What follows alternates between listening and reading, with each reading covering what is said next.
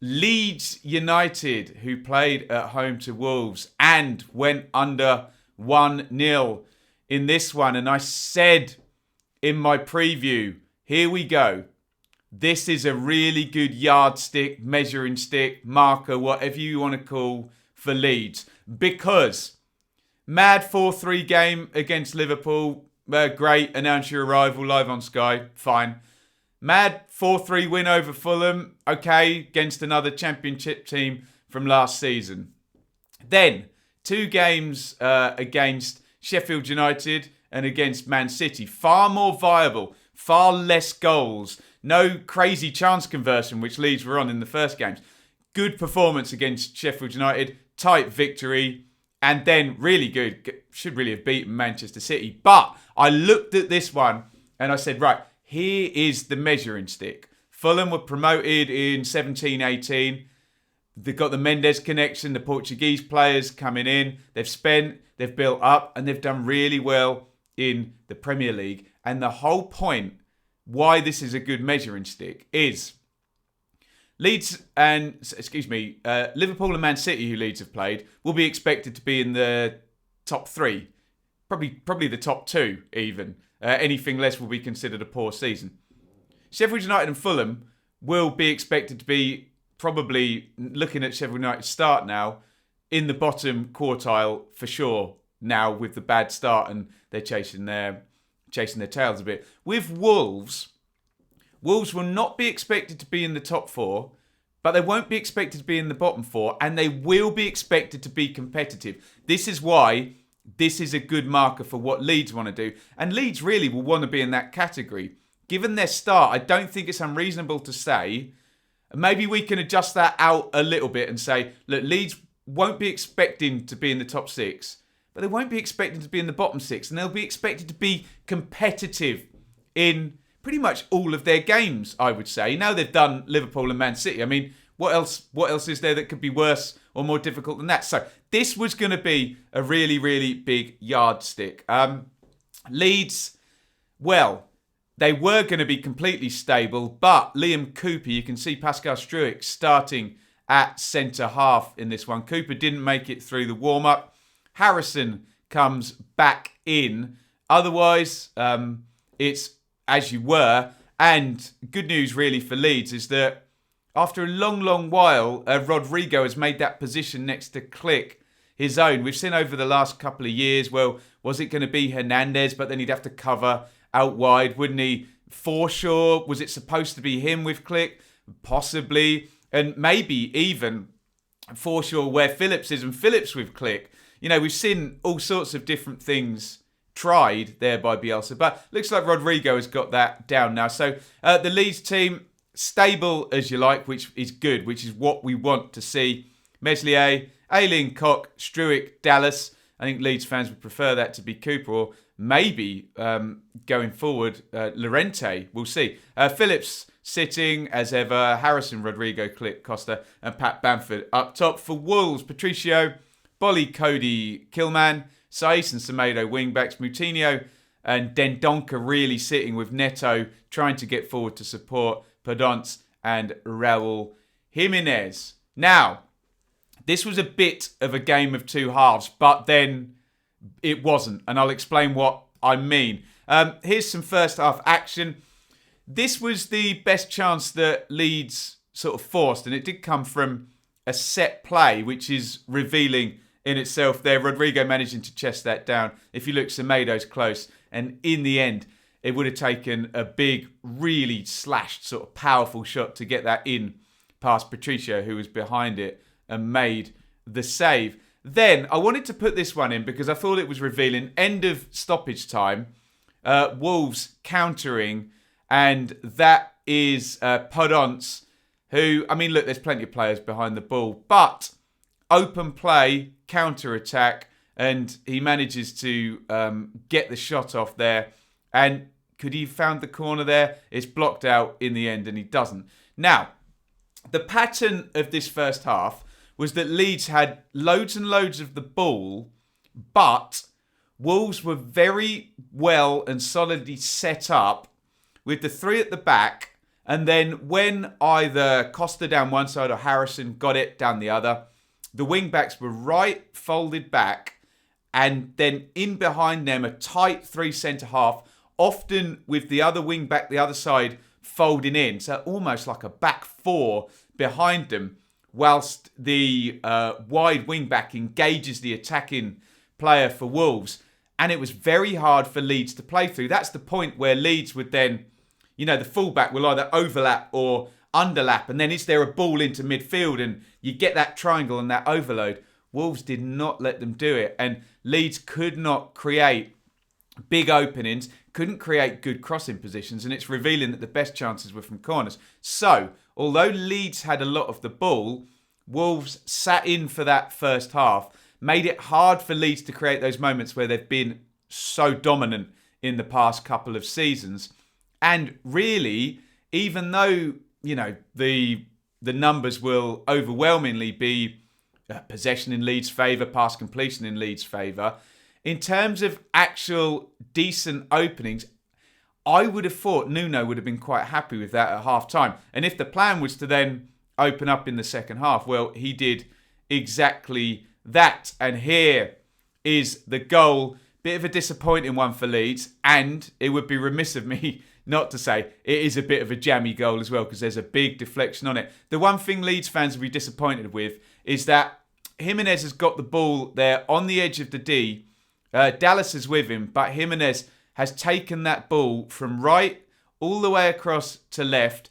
He's then been able to work a shooting position where, should someone be tighter and should they be closer? I know Dallas has been fantastic for Leeds, but, I think Bielsa will take a look at that and say, he's carried it all the way across there, comes back on the right foot, makes space for the shot, away you go.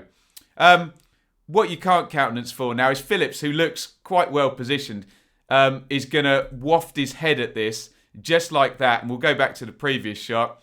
Meslier then obviously moves to his left, and the ball, as we so often see, not only does it just deflect the other way, it deflects right into the corner as well. So, on the one hand, unlucky with the deflection, bit of a jammy goal. But on the other hand, I have to say, the game was moving in Wolves' favour at this point. They'd had the offside goal disallowed.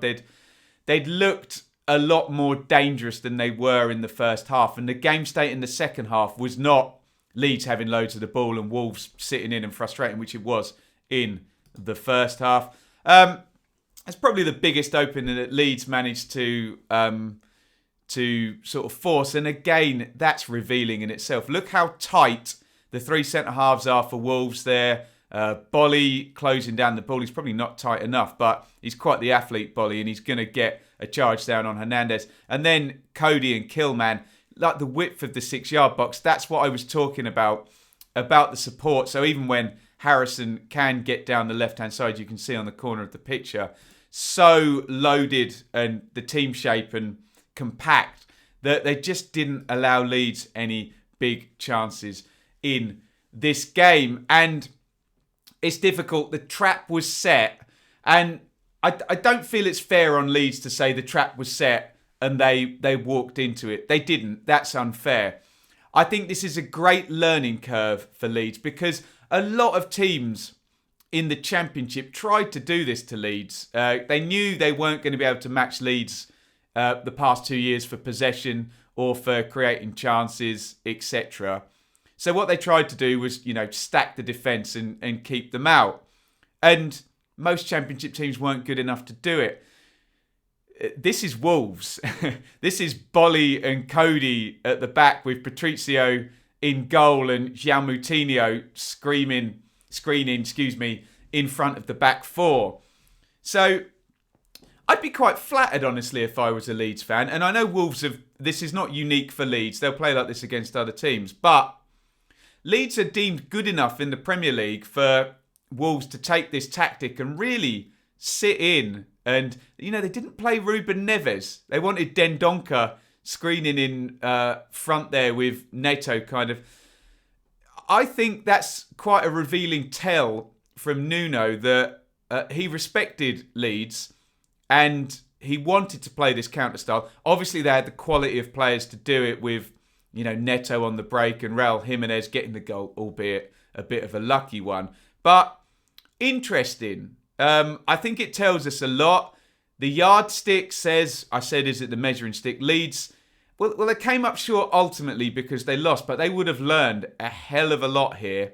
And I don't think Bielsa's ever going to tweak. But now, having this experience of coming up against a team, a Premier League team, top half Premier League team, with quality, who's going to say, look, you're probably better at us, pattern of play and moving the ball. We're going to sit in and we're going to counter you. So maybe Leeds are going to come up against that a few times this season. They'll win games where it happens. They'll break them down. They'll create the big chance. But they will lose other games in this fashion where teams sit in and, take the moment. But I thought Wolves played it quite well. And like I say, it'll be a good learning curve for the Leeds players. Look there, 67 on the possession, 13 shots to 7. But then look, 3 shots on target to 2 in Wolves' favour. So that's fairly revealing. Look, 1 big chance to Leeds to 0 for Wolves. So on another day, and Leeds fans didn't like it when I said it in the reverse for some of their other games, so they should like it now. On another day, that's a clean sheet for Leeds and they don't lose that game. That's viable, sustainable, 0 big chances conceded. I like that a lot. But you've got to play the game state, not the numbers. And I have to say, the game state said to me, Wolves are defending well and reasonably comfortably. We can't see Leeds, for all their possession, creating, I've not put 8 pictures up of Pat Bamford missing a load of sitters. That's not what we put up. The game state says Wolves played this quite well. And anybody who watched that period of about 50 to 60, 65 minutes will know that Wolves looked very dangerous in that period, didn't they? They just opened up and, started to get those moments. So, Leeds, as you'd imagine, look, 5-5-3 on the passes to 2-6-9. But really interesting match. Be interested in your comments on this from a Leeds persuasion. What do you take from this now? What can you look at going forward from a Leeds point of view where you're going to come up against this again? With this style, you're probably not going to come up against it with better players unless Spurs do it. And Spurs could. You can see Mourinho going there and saying, okay, I'll sit in and let them have the ball. And it's even worse with Spurs because they've got Harry Kane and Heung-min Son, haven't they? Which is superior to anything that Wolves have got. But I don't think other teams will, but maybe they're the two that could do it the best. And I don't think Leeds will come up against this tactic executed as well as Wolves did it last night. I still think there's plenty of viable, sustainable, good stuff from Leeds. Beautiful pattern of play. They keep the ball well. The system is so solid. Maybe a Cooper start in there or a Llorente in there. I don't know. Does that maybe predict a higher chance that they keep the clean sheet? I don't know. I don't want to be unfair to Struick or indeed to Cooper if Llorente is ultimately going to be the centre-half partner for Koch, who was excellent again, especially in the first half of this one. So looking at it from a Leeds point of view, plenty of sustainable evidence. I'm going to ignore those first 2 games because they're mental and they're 4-3. But really, look at those last 3 games. Low on the goals. No one's blowing Leeds away. Look, Sterling scored for Man City and Wolves got a deflected goal. Otherwise, that's all they've conceded in those 3 games. It looks very viable. And again, talking about the measuring stick, look at the next 2 games. It's Villa, who are a recent Championship rival, on fire at the top of the league. And then Leicester, who Villa have just gone to and won. So these are really the teams that are going to define Leeds' season. I think Leeds are going to do well against the teams that are down the bottom. But we think Villa might be, somewhere in that, not the top 4 or the bottom 4. And we think Leicester actually might be this season now if teams like Tottenham and Everton are going to take those other top 4 positions. So,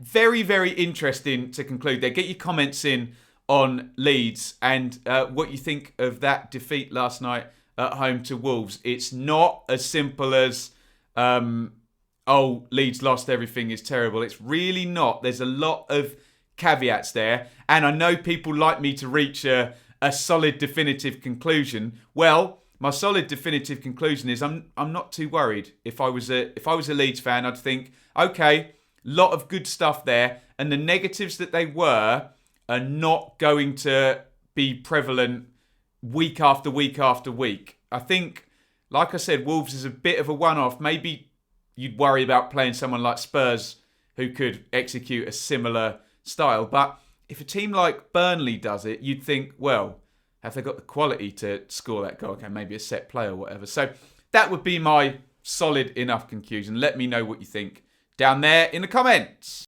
If you enjoyed this clip, why not go and check out the whole video? You can find that and all of my other content at my channel, the Benjamin Bloom Football Channel. And while you're there, why not hit that subscribe button and ring the bell for regular notifications?